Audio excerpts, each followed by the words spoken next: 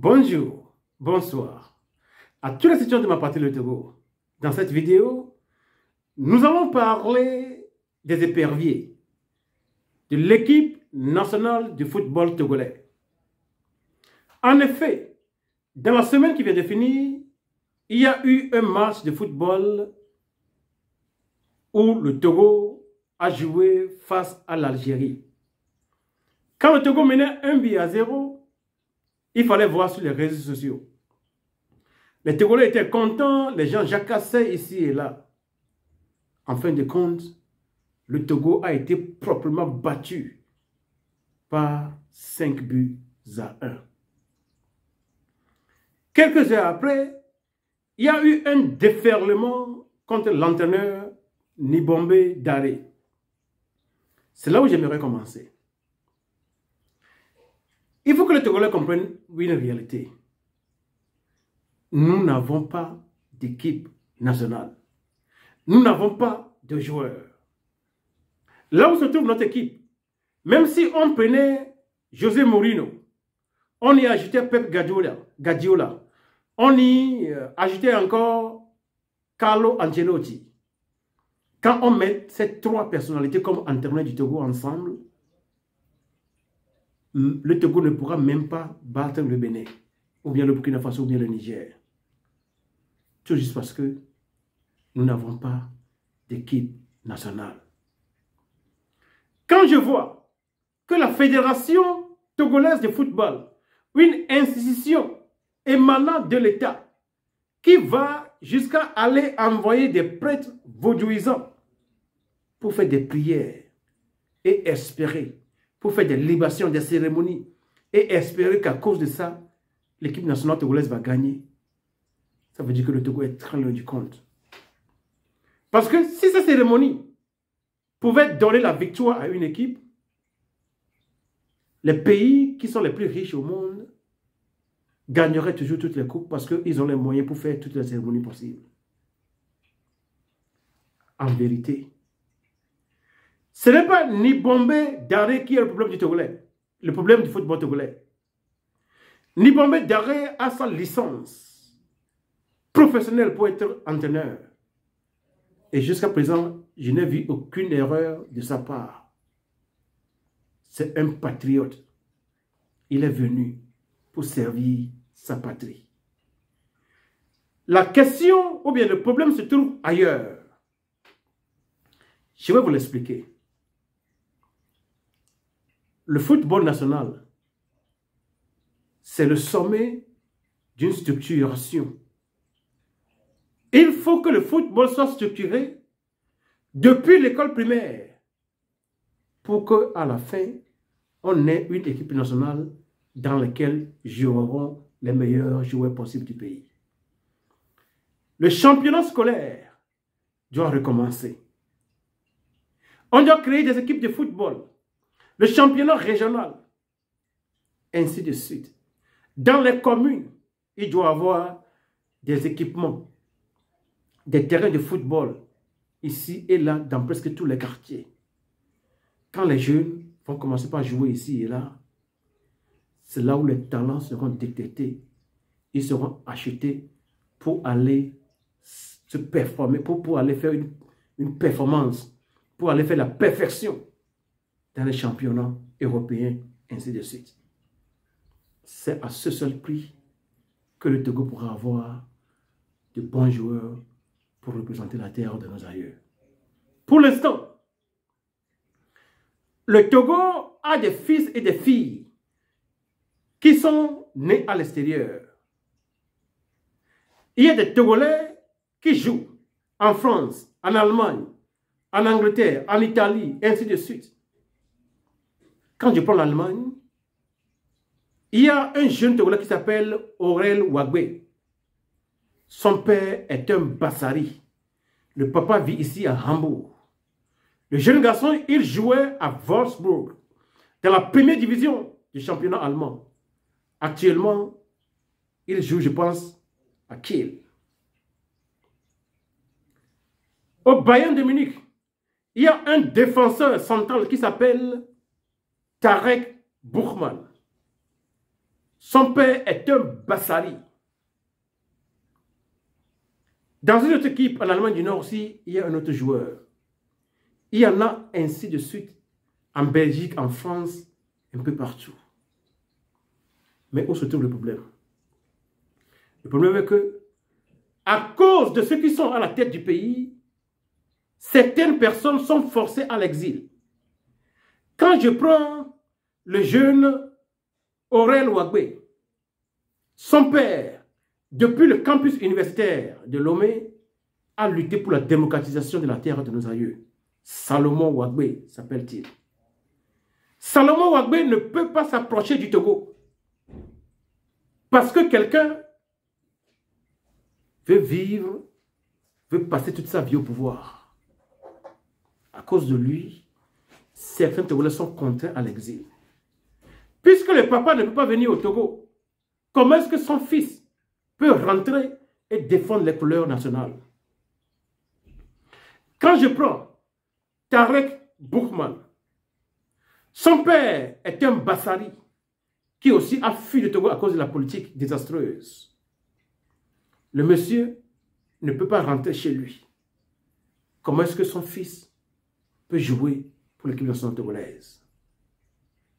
Pour ne citer que ceux-là. Il y en a plein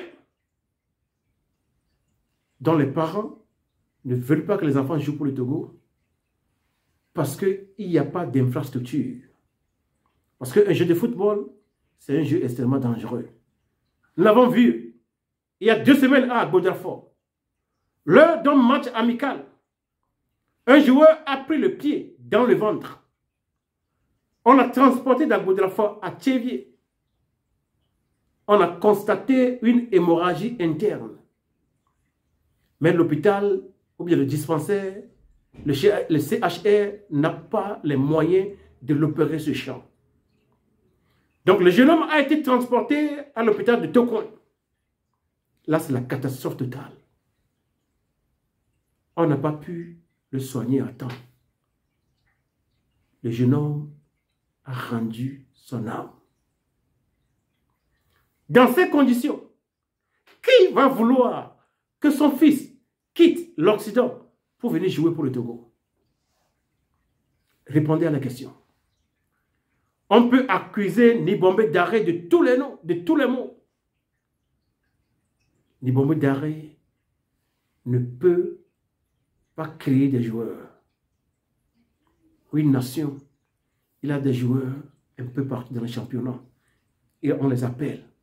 Vous prenez l'équipe nationale de l'Allemagne, ils ont des joueurs dans la Bundesliga, dans le championnat allemand, des joueurs en Angleterre, en Italie, ainsi de suite. Quand l'équipe nationale joue, on fait appel à tous ces joueurs de tous les championnats. On fait le meilleur choix pour représenter le pays.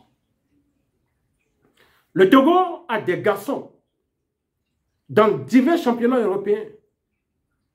Mais à cause du régime qui est à la tête du pays, certains parents ne peuvent pas revenir. Et puisque le parent ne peut pas revenir, l'enfant aussi ne peut pas venir au Togo pour jouer pour l'équipe nationale. 2. Parce qu'il n'y a pas d'hôpital moderne au Togo, certains jeunes qui sont nés ici et qui ont grandi ici, ils ne veulent pas venir au Togo pour mourir à cause d'une simple blessure. Donc, aussi longtemps que les structures ne sont pas créées, il n'y a pas championnat scolaire, championnat régional, championnat national et tout de suite, première division, deuxième division, troisième division, le football togolais n'ira nulle part. Vous pouvez tuer tous les moutons du monde entier. Faites des sacrifices tous les jours. Le Togo n'ira nulle part. Malheureusement. Parce que le football, ce n'est pas une affaire d'incantation. Mais c'est une affaire de structure.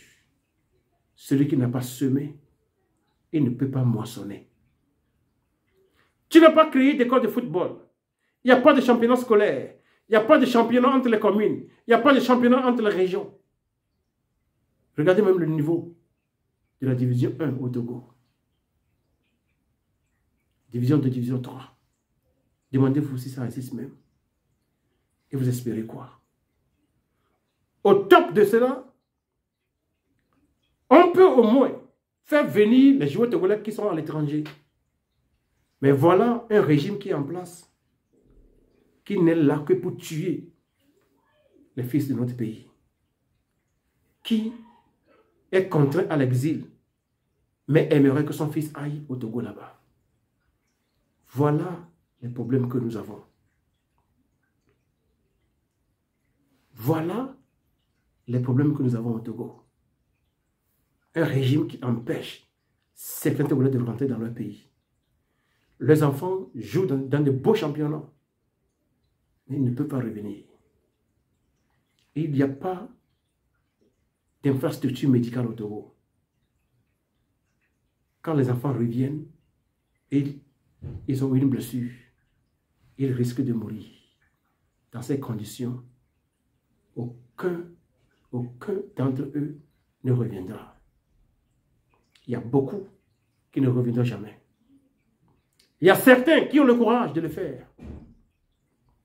Mais il existe encore d'autres qui sont bons.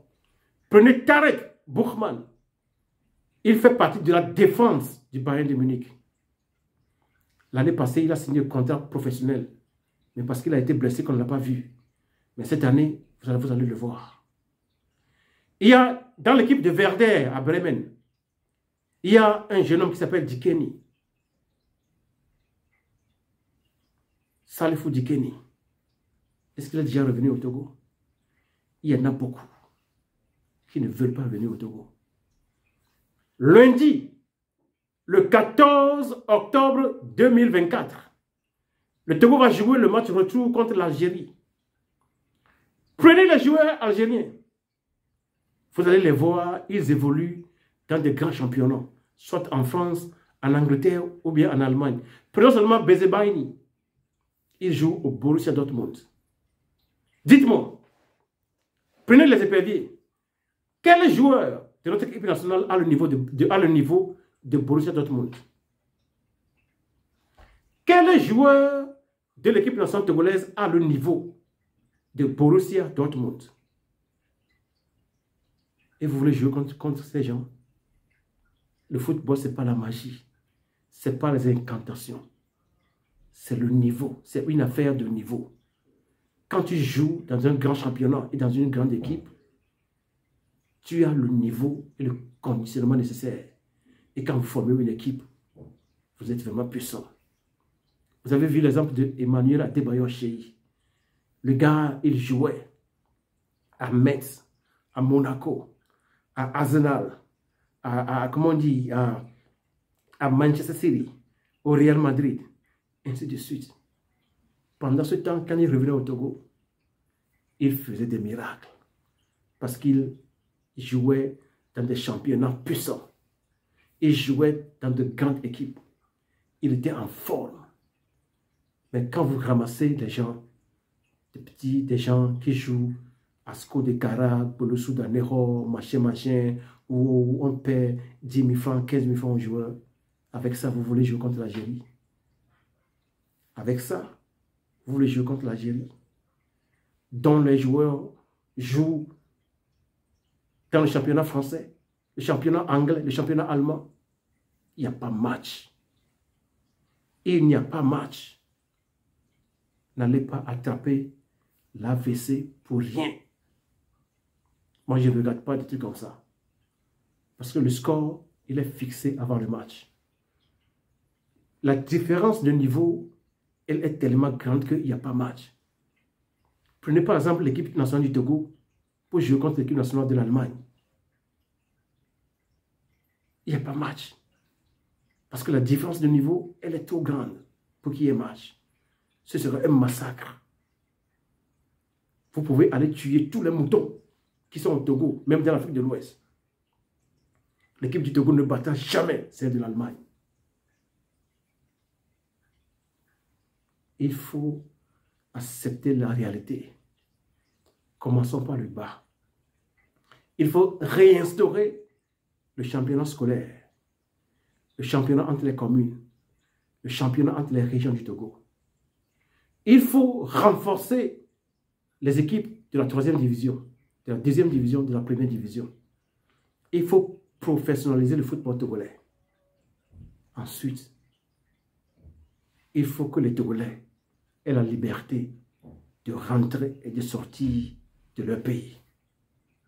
Si le père de Tarek Boukman pouvait rentrer au Togo, je suis sûr que ce garçon pouvait jouer pour le Togo.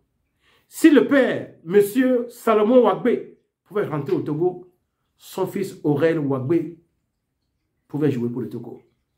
Parce que je connais ces gens. Ils sont des patriotes. Leur cœur bat pour le Togo. Mais tout juste parce que quelqu'un veut rester au pouvoir à vie. Certains Togolais sont contraints à l'exil. Et leurs enfants ne peuvent pas défendre la couleur nationale. Bien que ces gens jouent dans de bonnes équipes, ils ne peuvent pas jouer. À la fin, vous encaissez 5 buts contre 1 face à l'Algérie. Lundi, le 14 octobre 2024, l'Algérie va venir à Lomé. Et là aussi, le massacre risque d'être écrasant. Depuis des années, je ne sais pas quelle équipe le Togo peut battre. Même les équipes, les petits pays, le Togo n'arrive pas à jouer contre ces petits pays. N'allez surtout pas accuser Dareni Bombé. Il n'en est pour rien. J'ai vu qu'il a fait un bon choix en prenant autour de lui la légende des gardiens à Gassakossi. Il a pris Abalo Dossé, un gars que je respecte absolument, un gars très discipliné. La Fédération togolaise, la FTF, elle a fait au moins un bon choix en prenant des bombes d'arrêt Abalo Dossé, à Gassakossi, comme les entraîneurs de l'équipe nationale du Togo. Mais le problème se trouve ailleurs. Comme je viens de vous le dire, il faut la réinstauration du championnat scolaire, le championnat de la commune, le championnat régional. Il faut réinventer la 3e division, la 2e division, la 1re division, les professionnaliser, mettre les moyens à leur disposition. Il faut que les Togolais qui sont contraints à l'exil aient l'opportunité de pouvoir rentrer sur la terre de leurs aïeux. Ainsi, leurs fils et leurs filles pourront revenir défendre les couleurs nationales. Sans quoi, le Togo ne réussira en rien. Vous voyez beaucoup de pays, c'est la diaspora. La Chine a envoyé ses jeunes à l'extérieur, en France, en Angleterre, aux États-Unis, en Allemagne. Ils ont étudié la technologie, ainsi de suite. Aujourd'hui, vous voyez la place que la Chine a. Le Japon avait fait la même chose. Ils étaient allés aux États-Unis, ainsi de suite. Même la Turquie. La Turquie fabrique aujourd'hui des drones très puissants. Bakhtar, Bakhtaïr, on appelle ça. Allez faire les recherches, vous allez voir. C'est des jeunes qui ont étudié aux États-Unis. Ayant un cœur patriotique, ils sont rentrés chez eux. Ils amènent le pays vers l'avant. Au Togo, nous avons des docteurs, des gens qui ont étudié divers métiers, des gens qui ont appris. Mais il y a une seule personne qui empêche 1 millier de Togolais de rentrer sur la terre de leurs aïeux. Et vous voulez que ce pays-là aille où? Vous voulez que le Togo réussisse dans quoi? Quand les têtes les mieux formées ne peuvent pas rentrer sur la terre de leurs aïeux. Où est-ce qu'un tel pays peut y aller? Voilà là où nous en sommes. N'allez surtout pas accuser ni Bombé d'arrêt. Le jeune homme, il a le cœur patriotique. Il fait sa part avec Gassakossi, Abalo Dossé, ainsi de suite. Mais aussi longtemps qu'il n'y aura pas de changement à la tête du Togo, il ne faut jamais espérer que quelque chose va marcher dans ce pays-là. Les Allemands disent « Der Fisch stinkt vom Kopf ». Der Fisch stinkt vom Kopf. Le poisson pourrit par la tête. Si le Togo ne marche pas, c'est parce que la tête ne marche pas. Quand la tête va marcher, tout le pays va marcher. Vous voyez un train qui est long, et la locomotive qui tire le train. Si la locomotive ne fonctionne pas, le train ne bouge pas. Voilà le pétrin dans lequel nous sommes.